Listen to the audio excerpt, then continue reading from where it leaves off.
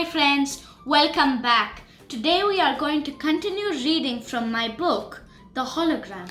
That conversation impressed Leng a lot. Therefore, after school, he did not hesitate to visit the earthly books where Evans was reading an old Italian book.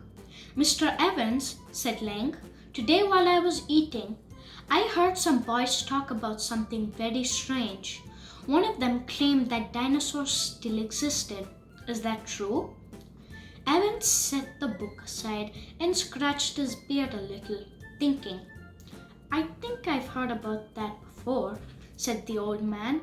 I remember that for some time, some scientists claimed that it was most likely that the dinosaurs had not gone extinct, but they had probably hidden in the Arctic and the Antarctica, especially in the Antarctica because it is colder than the Arctic. What is the difference between the Arctic and the Antarctica? Leng asked.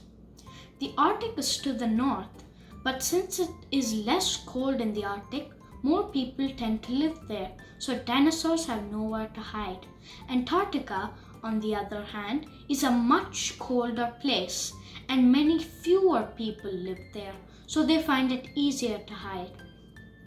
The scientists who talked about this said it was most likely that the dinosaurs were hidden in the forests of Ushuaia, an Argentine city, the closest to Antarctica, a place located so far south it is known as the end of the world. Leng loved to learn, so he appreciated when old Evans explained things to him. In addition, hearing the story about the possibility that dinosaurs existed was exciting Leng a lot.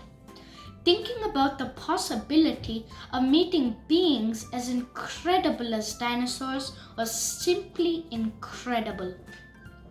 So, it's true that dinosaurs live in Ushuaia? Leng dared to ask. The truth is, no, Evans said a little sadly. When I heard about it, I was also excited, like you. I was so excited that I traveled with a group of friends to the forests of Ushuaia, only to realize that everything was a lie. The old man got up and began to rummage through some books. Apparently, since the place was discovered, it was believed that there lived different creatures, but the truth is, it is only a beautiful and mysterious place with forests that seem made of fire by the color of its leaves. Look at it for yourself. The old man gave Leng some old photographs where he appeared with other friends in some woods that really looked like fire, since the leaves of the trees were in a deep orange.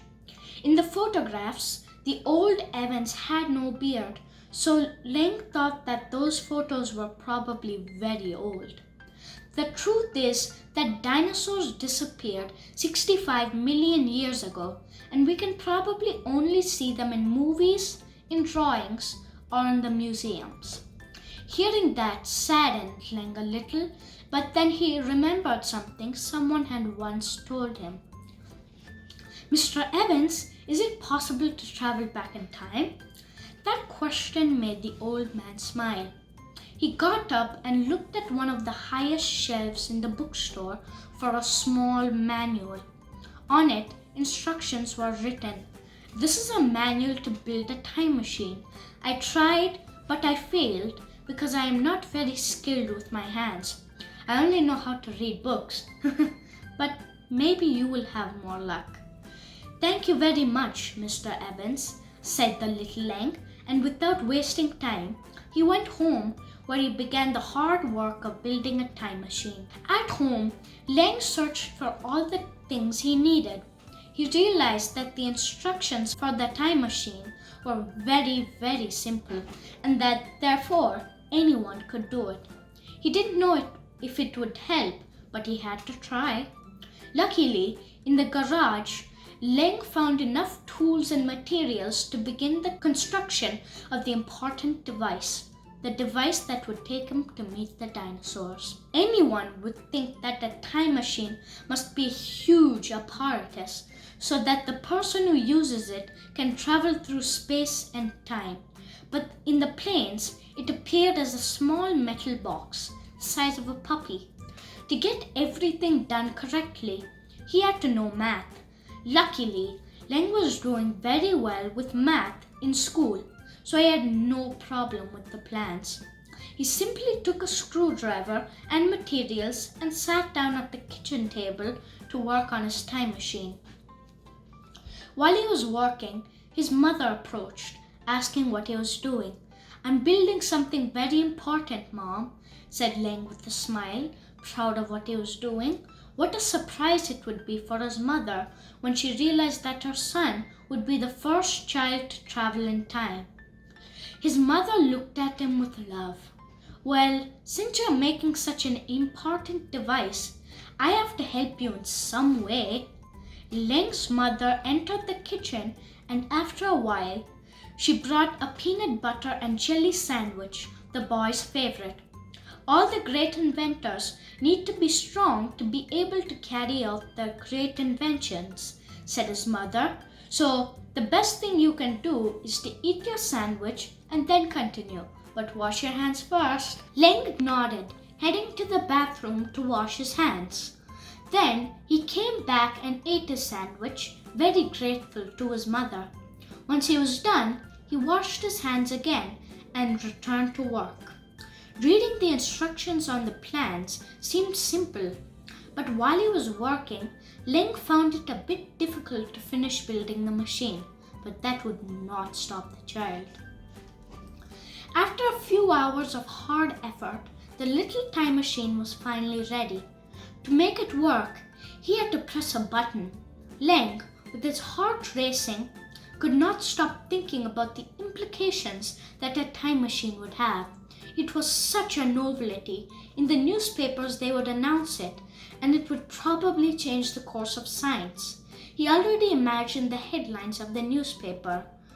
"Child builds time machine and achieves meeting the dinosaurs," but was still a little afraid to press the button. After a while and thinking about it, he took a breath, filled himself with courage, and pressed the button. But sadly, nothing happened.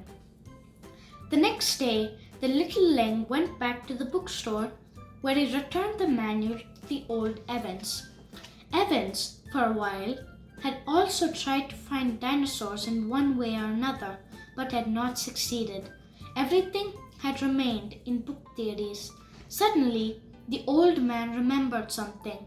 "Once someone told me that the best way to know something that no longer exists is through a hologram," said Evans, excited. "Maybe that's the way you'll get to find the dinosaurs." "A hologram?" Leng asked. "Yes," Evans replied. "Holograms are images made from light, which seem to be in the real world. Some of these images even may be in real size, as if the images were really real and you could touch them, but they are only made of light." "And where can I find the holograms of a dinosaur?" asked Leng. "There's an electronics store right in front of here.